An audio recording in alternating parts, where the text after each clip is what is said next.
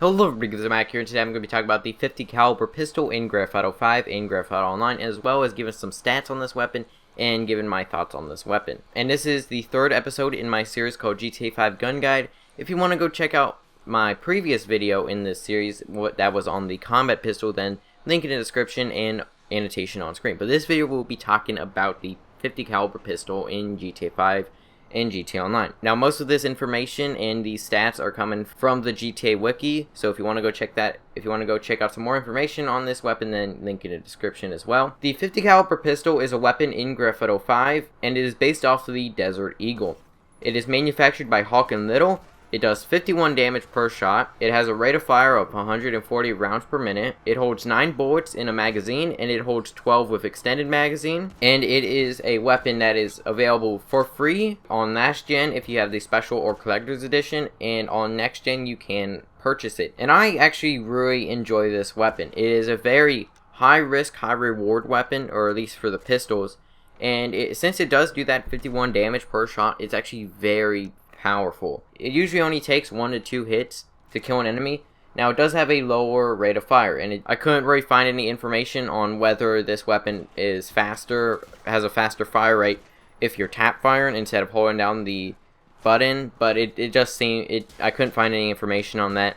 Slow. It doesn't seem like the weapon has a faster rate of fire when you are tap firing, but just keep that in mind. Now, I tested out this weapon against another player, and that person on Xbox goes by the name JSYMSN, so big thanks to him who helped me out with this, helped me out with testing out this weapon. But this was against a level 357, so keep in mind, that may increase or decrease depending on the rank of your enemy that you are shooting at, but it'll only take 1 bullet to the head, it'll take 7 bullets to the chest, 9 to the leg, 8 bullets to the arm, 9 bullets to the feet, and it will take 5 bullets with a bulletproof helmet to the head. Also, at a long distance, which was 89 meters, it will take 7 shots. So, at long distance, it's actually a pretty good weapon, at least for a pistol. Of course, you may want to use a sniper or something different at a very long distance. But if you really want to use this weapon, it is actually pretty good. This is also a pretty good starting weapon. Especially if you're on next gen, it doesn't cost that much, and you can get it at rank 1. So, I mean, it's pretty good, and it is actually a pretty good weapon, especially for survivals. Now, I did say the pistol and the combat pistol were very good for the early rounds of survivals, but this weapon is actually pretty good.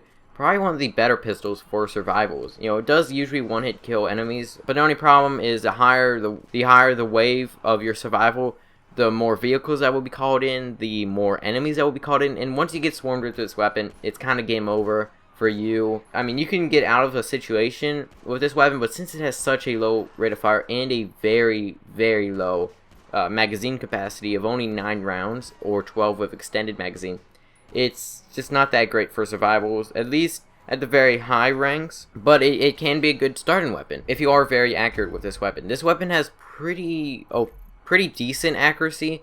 The recoil is not that bad, especially since it does have a low rate of fire. The recoil looks very bad, but in all honesty, if you fire at a wall or anything, the rate of fire and all that, since the rate of fire is so low, the bullets don't change where they move. Now, this weapon also has a few attachments to it. You can get a suppressor and a flashlight for this weapon. You can also get extended magazine for this weapon.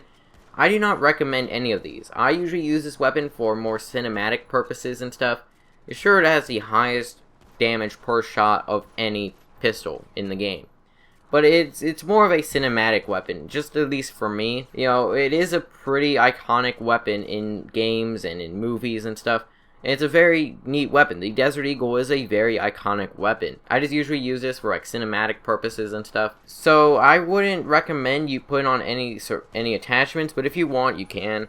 I usually don't, just because I like to keep it a more base. Even extended magazine, I don't really like to put extended magazine on here. Now, I would not recommend this weapon for hip fire. Since it has such a low rate of fire, I would not recommend this weapon with hip fire. Hip fire, you're usually, not the most accurate, so I would not recommend this weapon. While you can use it for hip fire, I would just suggest aiming down sights at longer distance, or using a different weapon up close.